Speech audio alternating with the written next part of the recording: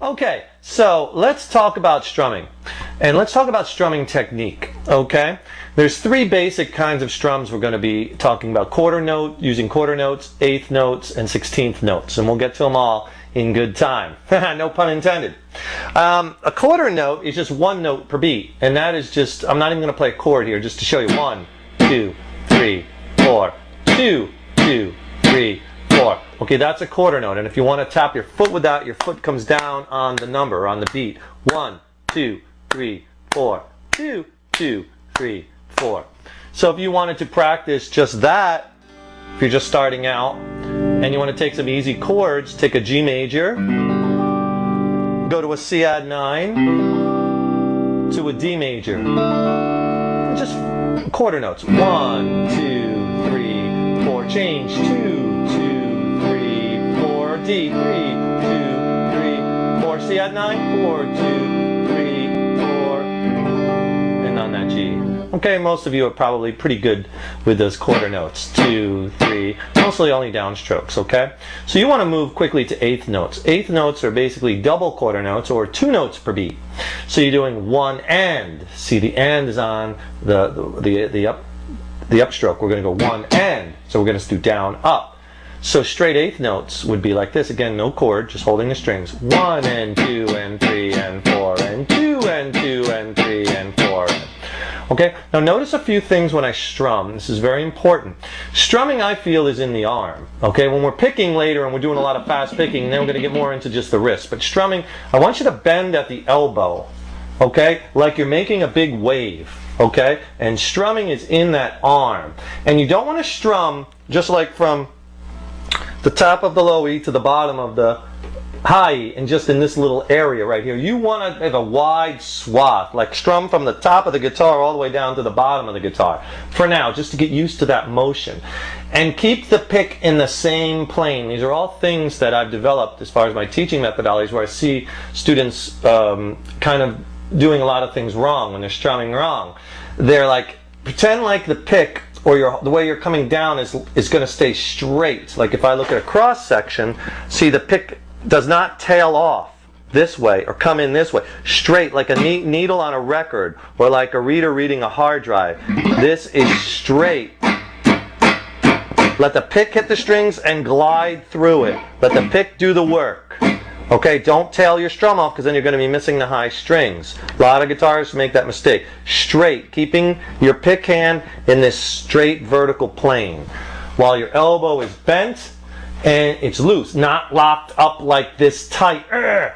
No good. You want to be nice and loose, okay? And don't, another mistake beginning strummers do is they use too much wrist, and it'll look like this. Incorrect. It's never going to feel right. You're never going to get the right feel with that. It's arm.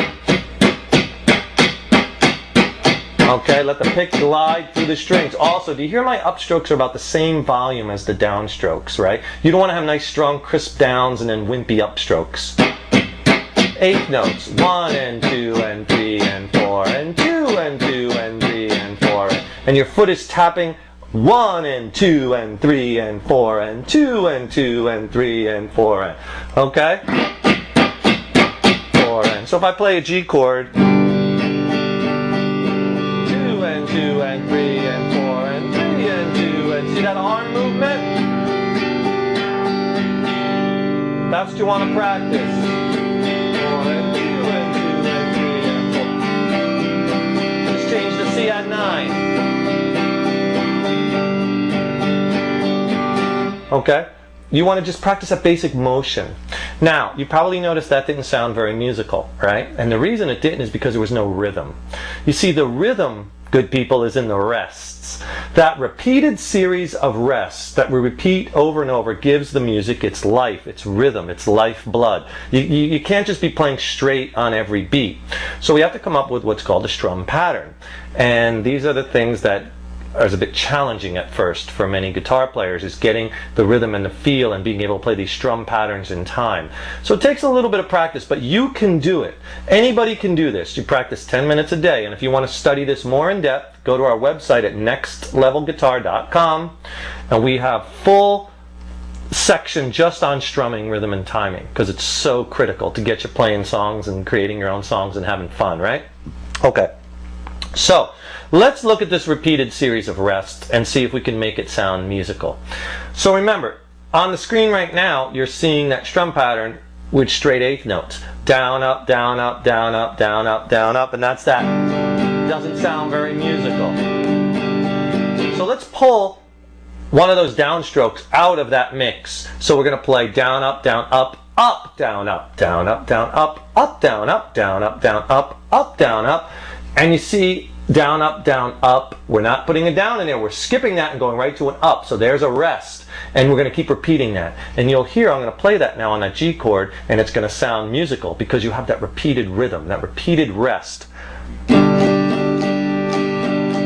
up, down, up, down, up, down, up, down, up, down, up, down, up, down, up, down. Play along with me. And if you want to hear the rhythm without the chord, just hold the strings.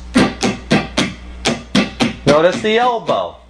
My technique is the same as before. Down, up, down, up, down, up, down, up, down, up, down, up, down, up, down, up, down, up. 1 and 2 and 3 and 4 and 2 and 2 and 3 and 4.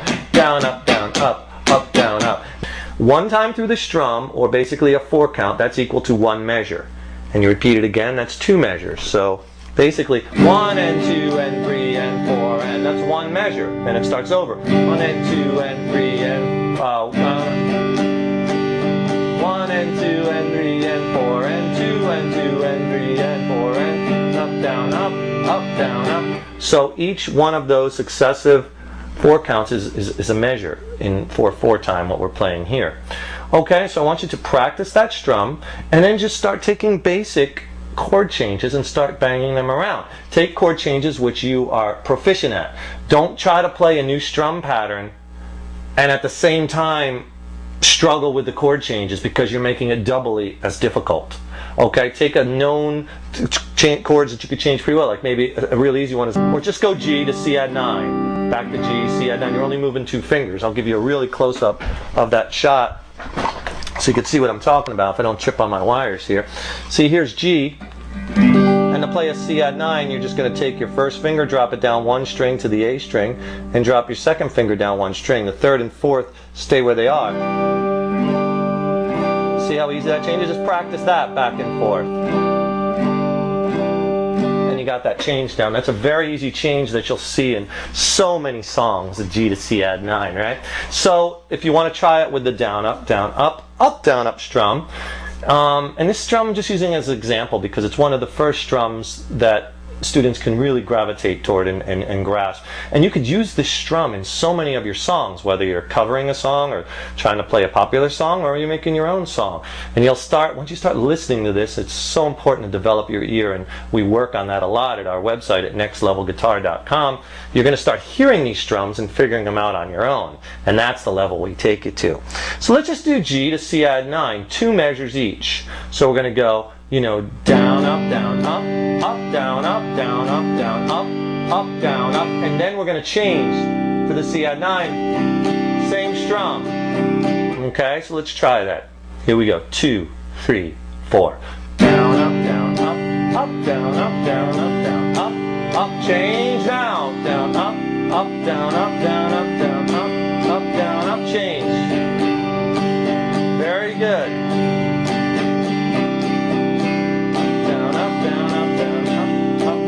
G, C add 9, down, up, down, up. Okay, remember all the things I showed you about the strumming. Bend at the elbow, wide swath, vertical plane, strong down, strong ups. Let the pick do the work. Okay, and when you make that change, just slide your fingers down the strings and then start playing other chord changes. Try using this strum in your, like I say, your songs and your progressions, and we're going to be learning a lot more. That's just a basic one, and eventually we'll get into more complex ones, and you'll be peppering in chords and doing all kinds of fun things. Okay, and we will see you soon. I'm David Taub. Rock on.